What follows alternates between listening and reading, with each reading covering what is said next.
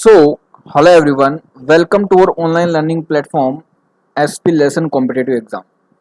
So बच्चों हमारी series चल रही थी सक्सेस बूस्टर सीरीज जिसमें हम कंप्लीट कोर्स ऑफ फिजिक्स की बात करने वाले हैं। तो अगर आप इस चैनल पर नए हैं तो लाइक सब्सक्राइब और शेयर करना है, पुराने हैं तो लाइक और शेयर करना ही है। तो बच्चों हमने न्यूटन लॉज ऑफ मोशन कर लिया, हमने वर्क एनर्जी पावर कर लिया, हमने रोटेशन कर लिया। आज नया चैप्टर स्टार्ट कर रहे हैं फ्रिक्शन। तो हर बार की जैसे इस बार भी इस PDF का लिंक आपको डिस्क्रिप्शन में मिल जाएगा, आप वहाँ से डाउनलोड कर सकते हैं। सो स्टार्ट करते हैं बच्चों। तो आज हम बात करेंगे बच्चों पहले फ्रिक्शन क्या है, कितने टाइप का फ्रिक्शन होता है, उसकी डायरेक्शन कैसे लेते हैं और कुछ बेसिक से सवाल। तो बच्चों फ्रिक्शन क्या है? Friction is a contact force. पहली बात तो ये अंडरलाइन करनी है, एक कॉन्टैक्ट फोर्स है that oppose to the relative motion और tendency of relative motion of two bodies. तो ये उस चीज को अपोज करता है, या तो रिलेटिव मोशन को अपोज करेगा या टेंडेंसी ऑफ रिलेटिव मोशन। जैसे बच्चों इस दोनों वर्ड का अलग अलग मतलब है, रिलेटिव मोशन और टेंडेंसी ऑफ रिलेटिव मोशन। जैसे बच्चों consider a block on the horizontal table as shown in the figure. ये आपको एक हॉरिजॉन्टल टेबल पे ब्लॉक रखा हुआ है। अगर आप इसके ऊपर फोर्स अप्लाई करोगे, action to the right the blocks remains stationary is F is not too large. अगर बच्चों ये फोर्स बहुत ज्यादा नहीं हुआ या बहुत लार्ज नहीं हुआ तो ये ब्लॉक जो है स्टेशनरी रहेगा, रेस्ट पे रहेगा। Okay, the force that counteracts capital F and keeps the block in rest from moving is called friction force. तो बच्चों एक्चुअली में है क्या, इस ब्लॉक को रोके रखने वाला या इस ब्लॉक को स्टॉपिंग सिचुएशन में रखने वाला एक फोर्स और लग रहा होगा जो इस फोर्स की जस्ट अपोजिट डायरेक्शन में होगा, तभी तो इसको अपोज कर रहा होगा वो।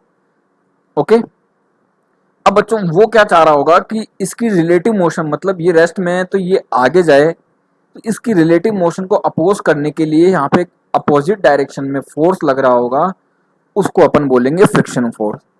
और जब तक ये अप्लाइड फोर्स इस फ्रिक्शन फोर्स से ज्यादा नहीं हो जाता, ये बॉडी नहीं चलेगी। ये आपको पता है। जैसे आप जैसे समझो कि आप एक बेडरूम में बेड पड़ा है, आपने उसको उंगली से धक्का दिया तो क्या वो चलेगा? नहीं चलेगा, बिकॉज उसकी जो वेल्डिंग है या फ्रिक्शन फोर्स की जो इंट्रामोलिकुलर वेल्डिंग है वो बहुत ज्यादा है। ओके, तो आपको क्या करना पड़ेगा, इस फोर्स का मैग्नीट्यूड इंक्रीज करना पड़ेगा। तो if we keep on increase the force the block will remain at rest. तब भी जैसे जैसे आप फोर्स बढ़ाते जाओगे तब भी रेस्ट में रहेगा, लेकिन एक पर्टिकुलर सिचुएशन आएगी या पर्टिकुलर वैल्यू आएगी सप्लाइड फोर्स की, that body comes to state about to move. Just ये चालू होगा मूव करना। Now if you slightly increase the force from this value, तो जब ये जस्ट स्लाइड करने की सिचुएशन में हो या जस्ट चलने की सिचुएशन में, और आपने इससे थोड़ा सा और ज्यादा फोर्स बढ़ा दिया या फोर्स की वैल्यू बढ़ा दी, तो ब्लॉक स्टार्ट्स इट्स मोशन, तो ब्लॉक चलने लग जाएगा बच्चों। Okay, with a jerk and we observe that the to keep the block moving we need less effort then to its starts its motion. Okay बच्चों, इस सिचुएशन में क्या होगा, अब जैसे ये ब्लॉक चलना स्टार्ट हो गया तो आपको फिर इसको चलाने के लिए उतना ज्यादा फोर्स नहीं देना पड़ेगा जितना कि आपने इसको रेस्ट से लेकर स्टार्ट करने में दिया था। ओके, तो मूविंग बॉडी को चलाने के लिए इतना ज्यादा फोर्स या इतना ज्यादा एफर्ट नहीं लगेगा जितना रेस्ट से बॉडी को मूव करने में लाना पड़ता है। So from this observation we see that we have 3 states of block. तो पहली स्टेट क्या थी? ब्लॉक डज नॉट मूव, मतलब ब्लॉक रेस्ट में था। Second, block is about to move, just चलने की सिचुएशन में हो। And the third is block start moving, और जब ब्लॉक चलने लग गया हो। तो अपन ने 3 सिचुएशन देखी। तो the friction force acting in 3 states are called static friction, जब बॉडी रेस्ट में हो। जस्ट चलने की सिचुएशन में हो तो उसको बोलते हैं लिमिटिंग फ्रिक्शन, और जब बॉडी चल जाए तो उसको बोलते हैं अपन काइनेटिक फ्रिक्शनल फोर्स। तो आप बेसिक समझ गए होंगे कि फ्रिक्शन की 3 सिचुएशन है, इसमें 3 अलग अलग फोर्स हैं। रेस्ट पे है तो स्टैटिक फ्रिक्शनल फोर्स, जस्ट चलने की सिचुएशन में है तो लिमिटिंग फ्रिक्शन फोर्स, और बॉडी मूव करना स्टार्ट कर गई तो kinetic frictional force. If we draw the graph between applied force and frictional force from the observation its nature as shown in the figure, इस graph को अपन बाद में देखेंगे। पहले हम देखते हैं कि ये जो स्टैटिक फ्रिक्शन है या लिमिटिंग फ्रिक्शन है या काइनेटिक फ्रिक्शन है वो होता क्या है। सबसे पहले बात करते हैं बच्चों स्टैटिक फ्रिक्शन की। तो स्टैटिक फ्रिक्शन में मैंने आपको बताया था बॉडी क्या रहेगी, रेस्ट में रहेगी। ओके, तो the opposing force, actually friction force है तो ऑब्वियसली अपोजिंग होगा या अपोज करेगा रिलेटिव मोशन को या टेंडेंसी ऑफ रिलेटिव मोशन को। तो the opposing force this come into play when one body tends to move over the surface of another but the actual motion has yet not started. मैंने आपको बताया था body चलेगी नहीं, rest में रहेगी, इज कॉल्ड स्टैटिक फ्रिक्शन। अगर applied force P and the body remains at rest then the static friction F। अब बच्चों ये अगर बॉडी रेस्ट में तो अप्लाइड फोर्स और ये फ्रिक्शन फोर्स जो होंगे वो इक्वल होगा, है ना। तो स्टैटिक फ्रिक्शन की सिचुएशन में होता क्या है, अप्लाइड फोर्स जो होता है वो फ्रिक्शन फोर्स के इक्वल होता है। ओके, सेकंड पॉइंट क्या कह रहा है, if a body is at rest the no pulling force is action on it, the force of friction on its is zero. तो अगर बॉडी रेस्ट में बच्चों तो कोई भी पुलिंग फोर्स इस पर अप्लाई नहीं होगा और इसका मतलब फ्रिक्शन फोर्स भी क्या होगा, जीरो होगा। तो static friction is a self adjusting force. बच्चों ये नीट में आई हुई लाइन, इसको अंडरलाइन कर लेना, ये 2017 में भी आई हुई है। Static friction is a self adjusting force because it change itself in according with applied force and is always equal to the net external force. याद रखना है ये सेल्फ एडजस्टिंग फोर्स है, ये अपने आप को अप्लाइड फोर्स के अकॉर्डिंग चेंज कर देता है और जैसे जैसे जितना अप्लाइड फोर्स होगा उतना ही स्टैटिक फ्रिक्शन फोर्स होगा। तो आप समझ गए होंगे स्टैटिक फ्रिक्शन फोर्स क्या है। लिमिटिंग फ्रिक्शन क्या है, जैसे आपने अप्लाइड फोर्स इंक्रीज किया, जैसा कि अभी पहले समझाया मैंने, जैसे आपने अप्लाइड फोर्स इंक्रीज किया तो फोर्स स्टैटिक फ्रिक्शन जो होगा वो आल्सो इंक्रीज होगा बिकॉज स्टैटिक फ्रिक्शन फोर्स जो है वो अप्लाइड फोर्स के डायरेक्टली प्रोपोर्शनल है। तो जैसे जैसे आप अप्लाइड फोर्स इंक्रीज करते जाओगे स्टैटिक फ्रिक्शन फोर्स इंक्रीज होता जाएगा। ओके, लेकिन applied force exceed a certain value, मतलब अगर स्टैटिक फ्रिक्शन की आप मैक्सिमम वैल्यू ले लो, okay, the body starts moving, जब बॉडी जस्ट चलना स्टार्ट करती है, मैं ये नहीं बोल रहा हूँ चल गई, जस्ट चलना स्टार्ट करती है, तो उस मैक्सिमम वैल्यू को, उस स्टैटिक फ्रिक्शन की मैक्सिमम वैल्यू को हम क्या बोलते हैं बच्चों, लिमिटिंग फ्रिक्शन, है ना। Which body does not move is called limiting friction. Okay, the magnitude of limiting friction between any two bodies is directly proportional to the normal reaction। पिछले वाले चैप्टर में एनएलएम में मैंने आपको पढ़ाया था कि नॉर्मल रिएक्शन अपन कैसे फाइंड आउट करते हैं।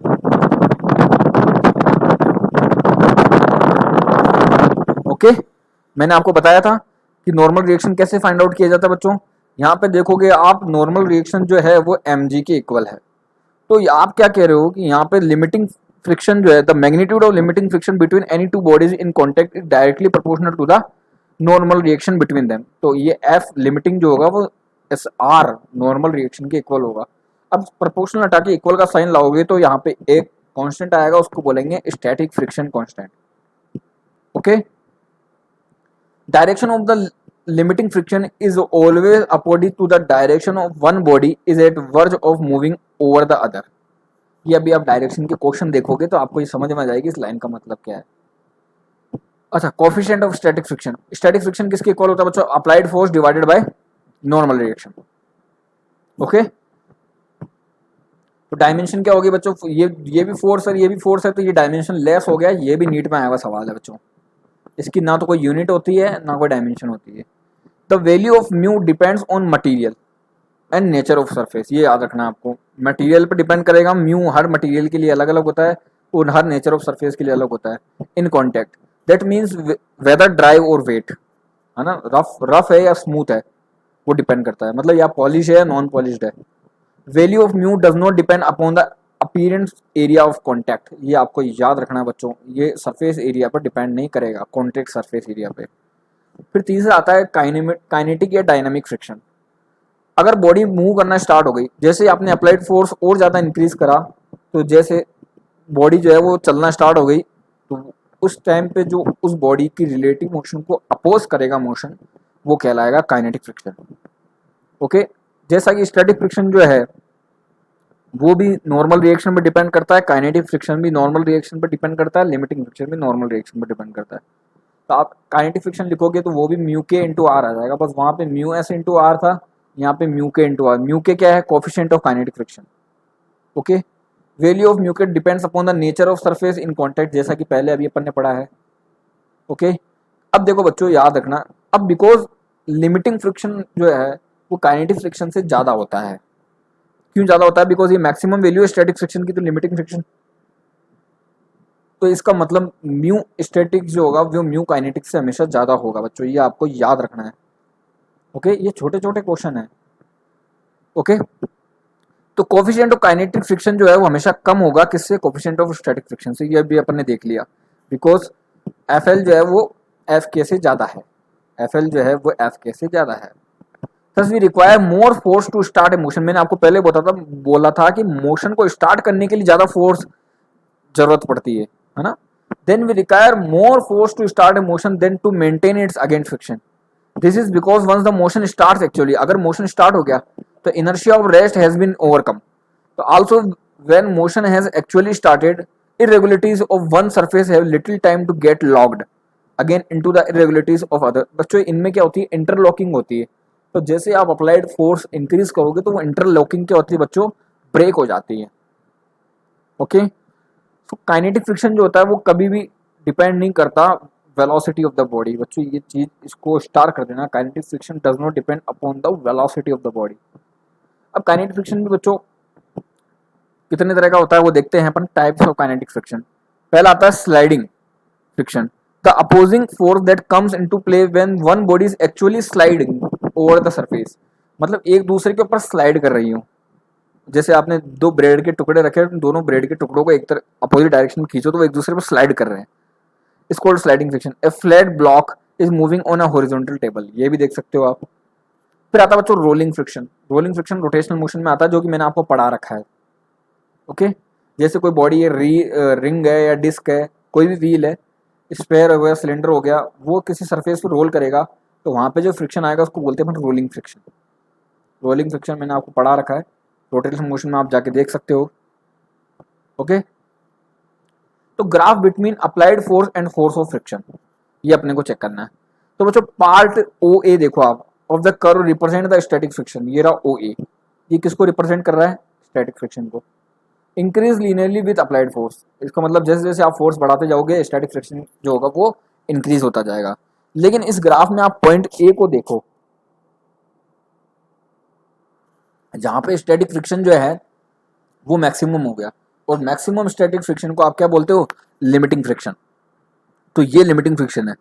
ओके, देख लो आप, एफ एल जो है वो एफ के से ज्यादा है, इस ग्राफ से भी पता पड़ सकता है। Okay, beyond a the force of friction is seen to decrease slightly. देखो बच्चों ए के बाद में ये थोड़ा सा डिक्रीज हुआ है।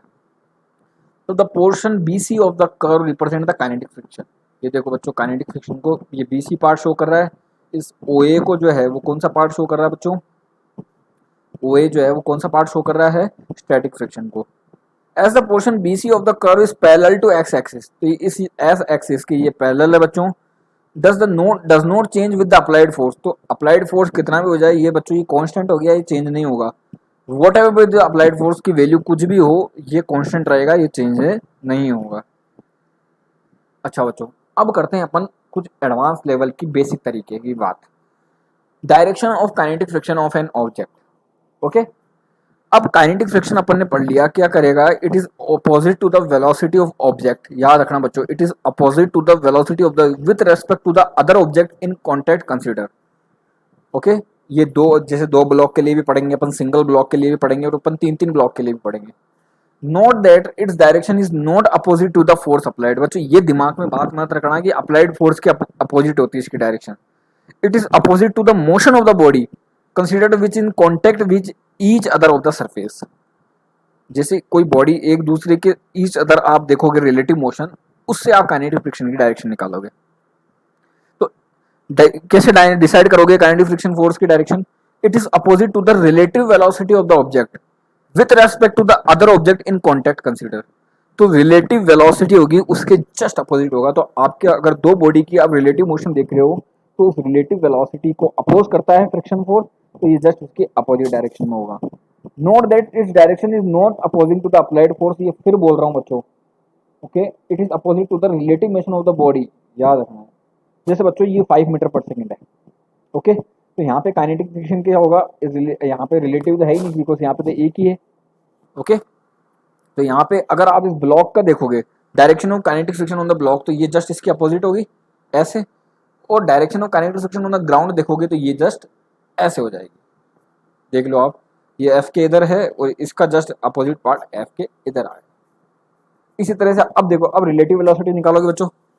ओके, तो यहाँ पे 5 है और यहाँ पे 3 है, तो 5 माइनस 3 कितना हो गया बच्चों? 2 हो गया। इसका मतलब ये वी ए बी जो हो गया, V A with respect to B, वो कितना आया? 2 मीटर पर सेकंड आया। तो ये रिलेटिव वेलोसिटी के जस्ट अपोजिट हो गया। ए ब्लॉक के लिए देख रहे हो बच्चों आप। ओके, अब ये एफ ए ब्लॉक के लिए इधर लग रहा है, तो बी ब्लॉक के लिए इधर लगेगा, ये लग गया एफ ए। और फिर जो होगा बच्चों बी ब्लॉक की रेस्पेक्ट में आप ग्राउंड पे देखोगे तो ये एफ बी इधर लगेगा। ओके, जैसे इसमें देखो, अच्छा 3 में से 5 माइनस करोगे तो कितना आएगा बच्चों? -2, मतलब ए पर उल्टी डायरेक्शन में 2 है, ये ए पर उल्टी डायरेक्शन में 2 आ गया। तो इस रिलेटिव वेलोसिटी को अपोज करने के लिए यहाँ पर इस डायरेक्शन में हो जाएगा, ये आ गया इधर ए। अब एफ ए इधर है तो बी पर ये एफ ए इधर लगेगा, बी पर ये एफ ए इधर लगेगा। अब बच्चों यहाँ पे देखोगे, इसकी रिलेटिव वेलोसिटी देखोगे ग्राउंड के रेस्पेक्ट में, V B with respect to ground कितना, जब 5 माइनस 3 वो इधर आएगा बच्चों 2। तो इसकी लिए जो एफ बी की डायरेक्शन होगी ये यहाँ पे 2 से जा रहा है, इसका मतलब इसकी जस्ट अपोजिट डायरेक्शन में आएगा एफ बी, वो आएगा ऐसे। ओके, अब 3 ब्लॉक के लिए देखो, जैसे बच्चों ये ए बी सी है, तो ए का बी के रेस्पेक्ट में देखो तो ये 5 और ये 7, 5 माइनस 7 कितना हो गया? -2, इसका मतलब 2 इस डायरेक्शन में, 2 इस डायरेक्शन में V A with respect to B आ गया, तो एफ ए इधर लगेगा। अब इस पर एफ ए इधर लग रहा है तो बी पर एफ ए इधर लगेगा। ओके, ये एफ ए बच्चों की 3 मिस प्रिंटिंग है, ये एफ ए। ओके, अब बी विथ रेस्पेक्ट टू सी देखो बच्चों, 7 माइनस 10 -3, इसका मतलब -3 मतलब उल्टी डायरेक्शन में 3 लगेगा, ये उल्टी डायरेक्शन में 3 लग रहा है बच्चों, तो एफ सी इसके एफ बी इसके ऊपर इधर लगेगा और इस पर सी पर एफ बी इधर लगेगा। ओके, अच्छा ग्राउंड के रेस्पेक्ट में देखोगे सी तो ये बच्चों 10 ही रहेगा। ओके, तो इस पर रिलेटिव मोशन इधर है 10 मीटर पर सेकंड, तो एफ सी इधर आ जाएगा। जस्ट इसकी अपोजिट डायरेक्शन, आपको रिलेटिव वेलोसिटी देखनी है उसका अपोजिट डायरेक्शन करना है। जैसे ये 7 माइनस 3 है, 4 इधर गया, 4 इधर गया, तो एफ ए के लिए इधर आएगा और बी के लिए एफ ए इधर आएगा। ओके, बी और सी का देखो बच्चों, 3 माइनस 10 कितना हो गया? 7, -7 मतलब इधर 7, तो एफ बी इधर, बी के लिए एफ बी इधर, सी के लिए एफ बी इधर, देख लो। तो सी के लिए देखोगे सी विथ रेस्पेक्ट टू ग्राउंड कितना 10 है, तो ये 10 इधर, तो एफ सी भी इधर निकालना सीख गए। ओके, जैसे लास्ट बार और बता देते हैं एक बार, direction of kinetic friction acts always opposite to the relative motion. जैसे बच्चों विथ रेस्पेक्ट टू बी देखोगे, बी के लिए देखोगे तो 5 माइनस 2, सॉरी ए पर देखोगे तो 2 माइनस 5 कितना हो गया? 3 इधर, तो एफ के इधर, इसके लिए एफ के इधर। ओके, विथ रेस्पेक्ट टू ए देखोगे तो ये 5 माइनस 2 कितना हो जाएगा? यहाँ पे 3, तो इधर एफ के इधर और इसके लिए एफ के इधर। ओके, अब डायरेक्शन ऑफ स्टैटिक फ्रिक्शन की बात करते हैं बच्चों। ये तो काइनेटिक फ्रिक्शन हो गया। ओके,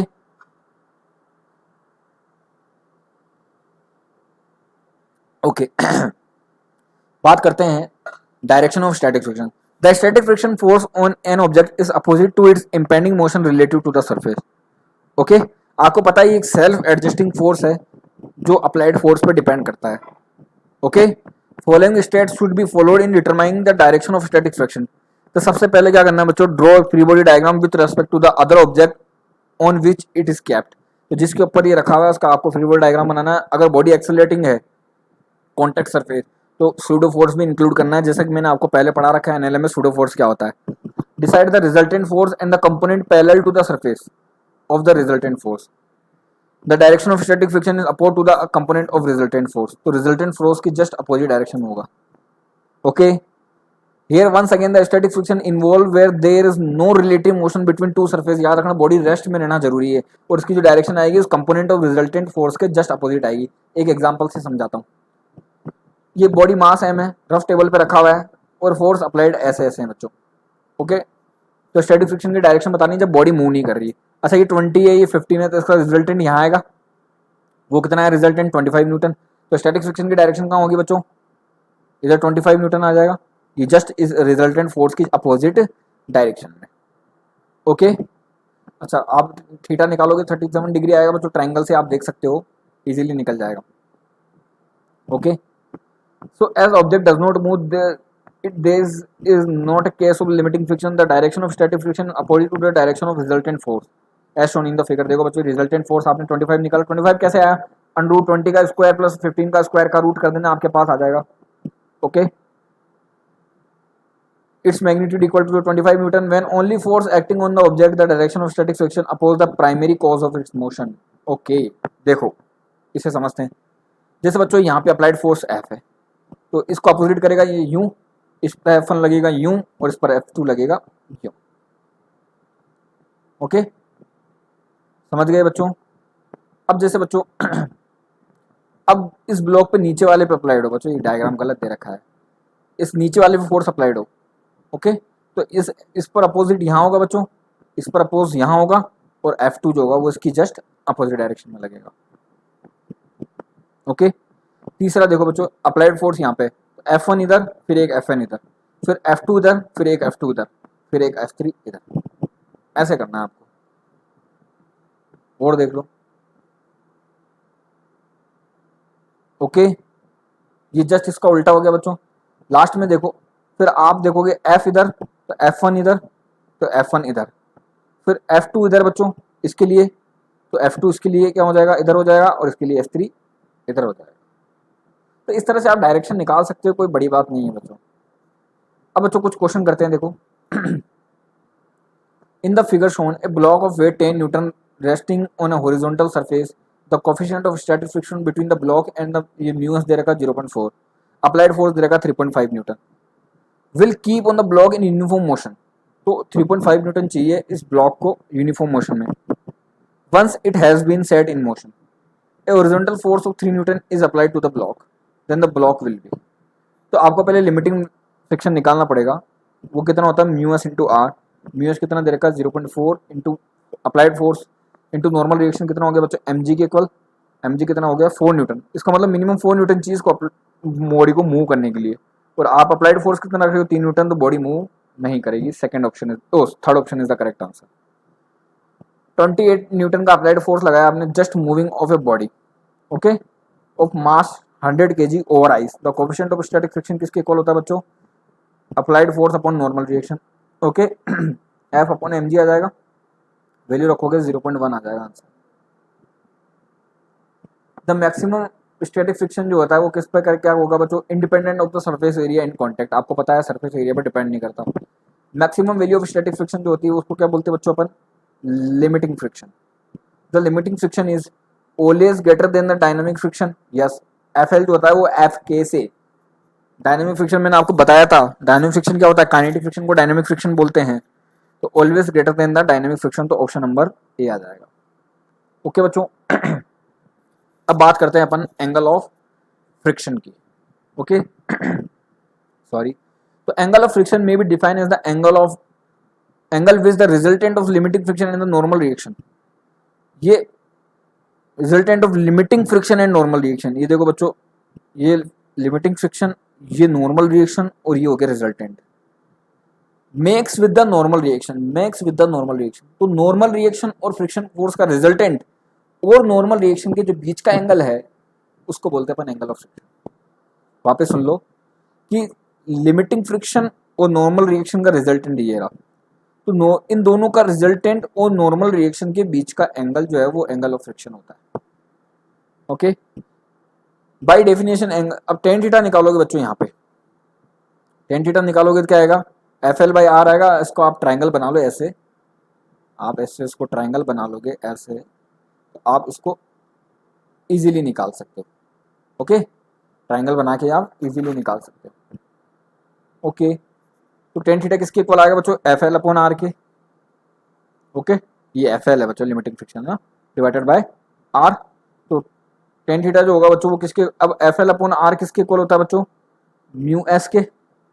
ओके, तो आपने म्यू एस जो होगा वो किसके इक्वल हो जाएगा बच्चों, टेन थीटा के, और टेन थीटा जो होगा थीटा किसके इक्वल हो जाएगा, tan inverse mu L. Okay, इसका मतलब क्या हुआ, कोफिशिएंट ऑफ स्टैटिक फ्रिक्शन जो है वो किसके इक्वल हो गया बच्चों, tangent of the angle of friction. Mu equal to tan theta होता है, ध्यान रखना आपको। रिजल्टेंट फोर्स कैसे आएगा बच्चों, देखो ये आपको रिजल्टेंट निकालना है, ये आपको रिजल्टेंट निकालना है।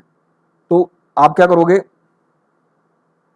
ये वैल्यू मतलब नॉर्मल रिएक्शन, ये वैल्यू मतलब लिमिटिंग रिएक्शन, ओके बच्चों, और आपको क्या निकालना है, हाइपोटेनियस निकालना है। तो नॉर्मल रिएक्शन का स्क्वायर प्लस एफ एल का होल स्क्वायर का रूट, यही करोगे बच्चों। देखो नॉर्मल एफ एफ एफ का स्क्वायर प्लस नॉर्मल रिएक्शन का स्क्वायर, फ्रिक्शन फोर्स क्या होता है, म्यू इंटू नॉर्मल रिएक्शन मतलब म्यू एम जी, तो एम जी बाहर आ जाएगा, under mu square plus one, ये आ गया रिजल्टेंट फोर्स। ओके, अच्छा म्यू जीरो हो जाए बच्चों, तो नॉर्मल रिएक्शन रिजल्टेंट फोर्स किसके इक्वल आएगा बच्चों, एम जी के, जो क्या होगा मिनिमम होगा। ओके, तो रेंज क्या हो गई, मिनिमम ये हो गया, मैक्सिमम ये हो गया, इन दोनों के बीच का हो गया ये। ओके, फिर आता है angle of response. Angle of response क्या होता है, angle of response is defined as the angle of incline plane with horizontal. Okay, angle of incline plane with horizontal, ये alpha, such that a body plate is just begin to slide, just sliding की condition होनी चाहिए। तो alpha जो है, definition से alpha जो है वो एंगल ऑफ रेस्पॉन्स आपको दिख रहा है, ये रहा अल्फा। बच्चों मैंने आपको कंपोनेंट करना बता रखा है, ये एम जी, ये जहाँ बेस वहाँ कोस, ये एम जी कॉस अल्फा, ये perpendicular M G sine alpha जो बैलेंस करेगा फ्रिक्शन फोर्स को, और M G cos alpha balance करेगा नॉर्मल रिएक्शन को। Okay, in limiting condition F जो है फ्रिक्शन फोर्स जो है वो एम जी साइन अल्फा के इक्वल होगा, normal reaction M G cos alpha के इक्वल होगा, तो एफ बाई एन जो होगा वो टेन अल्फा के इक्वल होगा। पर एफ बाई एम क्या होता है बच्चों, म्यू एस है, तो इसका मतलब म्यू एस जो है वो टेन थीटा के इक्वल है, म्यू एस जो है वो टेन अल्फा के इक्वल है, मतलब टेन थीटा और टेन अल्फा दोनों इक्वल है। इसका मतलब एंगल ऑफ फ्रिक्शन और एंगल ऑफ रिपोज दोनों इक्वल होते हैं। Okay, thus the coefficient of limiting friction is equal to the tangent of angle of repose. Okay, अब आता है बच्चों calculation of required force in different situation. सबसे पहली सिचुएशन क्या है बच्चों, वेट ऑफ बॉडी आपको W दे रखा है, थीटा एंगल ऑफ फ्रिक्शन दे रखा है, mu equal to tan theta, coefficient of friction दे रखा है। Then we calculate required force for different situation in the following manner. सबसे पहले minimum pulling force P at angle alpha from the horizontal, ये आपने अल्फा एंगल पर एक minimum pulling force लगाया P। ओके बच्चों, अब इसके आप कंपोनेंट करोगे, तो कंपोनेंट कैसे करोगे देखो, यहाँ पे जो है बच्चों, यहाँ पे ये तो आ जाएगा P cos अल्फा जो कि हो गया अप्लाइड फोर्स, और ये हो गया P, ये तो हो गया P cos अल्फा जो कि है बच्चों अप्लाइंग फोर्स, और ये जो है वो हो गया P साइन अल्फा। ओके, अब इसी डायरेक्शन में लगेगा नॉर्मल रिएक्शन, और इस डायरेक्शन में लगेगा नीचे एम जी। तो आप अपन एम जी को कैसे शो करेंगे, अपन शो करेंगे एम जी को ऐसे। ओके, और यहाँ पे इस डायरेक्शन में लगेगा वो लगेगा फ्रिक्शन फोर्स जो इसकी रिलेटिव मोशन को या इसकी मोशन को अपोज करेगा। ओके, आप इसको और अच्छे से देखना चाहते हो, ये ऐसे देख लो, तो ये हो गया P cos अल्फा, ये हो गया P sin alpha, normal reaction इधर, इसका वेट W इधर, और ये फ्रिक्शन फोर्स। ये आपने रिजोल्व कर लिया कंपोनेंट हॉरिजॉन्टल वर्टिकल दोनों में। तो इसका मतलब F जो है वो P cos अल्फा के इक्वल हो गया, और N plus P sin alpha जो हो गया वो W के इक्वल हो गया, या R plus P sin alpha जो है वो W के इक्वल हो गया। नॉर्मल रिएक्शन को चाहे N से डिनोट करो चाहे R से डिनोट करो, बात एक ही है। ओके, अब बच्चों W minus P sine alpha जो होगा वो नॉर्मल रिएक्शन के इक्वल होगा। अब मैंने नॉर्मल रिएक्शन इसलिए निकाला बिकॉज मेरे को फ्रिक्शन फोर्स में नॉर्मल रिएक्शन की वैल्यू रखनी पड़ेगी। आपको पता है कि फ्रिक्शन फोर्स जो होता है वो म्यू इंटू नॉर्मल रिएक्शन के इक्वल होता है, तो P cos अल्फा जो है वो F के इक्वल है, और F जो है वो म्यू इंटू N के इक्वल है, और N जो है वो W minus P sine alpha के इक्वल है। सबकी वैल्यू रख दी आपने, P cos alpha which is equal to mu multiplied by W minus P sine alpha. Okay, अच्छा अब म्यू को क्या लिख सकते हैं बच्चों, टेन थीटा, और टेन थीटा को आप लिख सकते हो sine theta upon cos theta. Okay, तो P किसके इक्वल आ जाएगा W साइन थीटा, अंदर मल्टीप्लाई करोगे divided by cos alpha minus theta. देखो बच्चों ये क्वेश्चन एमसीक्यू में आएगा, ये आंसर हो गया सी, W sine alpha divided by cos theta minus.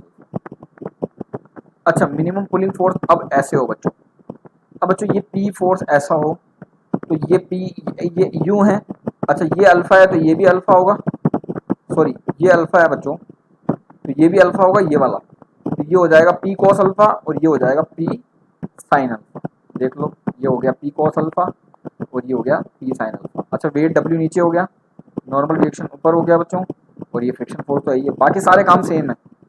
जहाँ N W plus P sine alpha आ रहा है यहाँ पे, वहाँ पे उल्टा आ रहा था बिकॉज वहाँ पे साइन वाला कंपोनेंट यहाँ था, कोस वाला यहाँ था।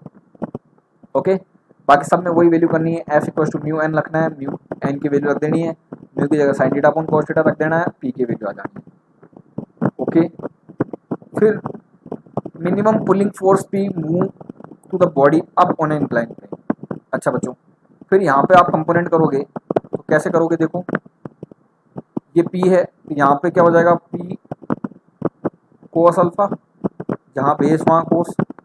ओके बच्चों, और यहाँ क्या हो जाएगा, P साइन अल्फा, ये हो गया P साइन अल्फा। ओके बच्चों, ये P साइन अल्फा यहाँ आ गया। नॉर्मल रिएक्शन तो ऊपर लगना ही है। ओके, अब इसका वेट है बच्चों W, ओके मतलब mg, और ये एंगल लेमडा है तो ये एंगल भी लेमडा होगा बच्चों। देखो ये वाला एंगल, ये तो हो गया W cos लेमडा, ये वाला एंगल जो होगा ये भी लेमडा होगा इन दोनों के बीच का। इधर देखो, ऐसे समझते हैं इसको, ऐसे। ओके, अच्छा ये लेमडा है बच्चों तो ये भी लेमडा होगा, ये W इसका वेट हो गया तो ये mg cos लेमडा, और इधर जो इसका कंपोनेंट आएगा वो आएगा W या mg sin लेमडा। ओके, आपको ऐसे इसको रिजोल्व करना है। समझ गए, सारे फोर्स आपने देख लिए कैसे कैसे लग रहा है, ये W cos लेमडा, ये W sin लेमडा। ओके बच्चों, अब बॉडी ऊपर जा रही है, इसका मतलब फ्रिक्शन फोर्स इसकी रिलेटिव मोशन को अपोज करेगा, मतलब फ्रिक्शन फोर्स भी इसी डायरेक्शन में आएगा, बिकॉज बॉडी ऊपर जा रही है।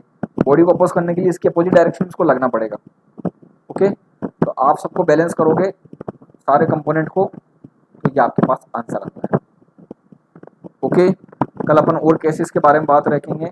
Please stay tuned, like subscribe and share this channel. Okay, thank you.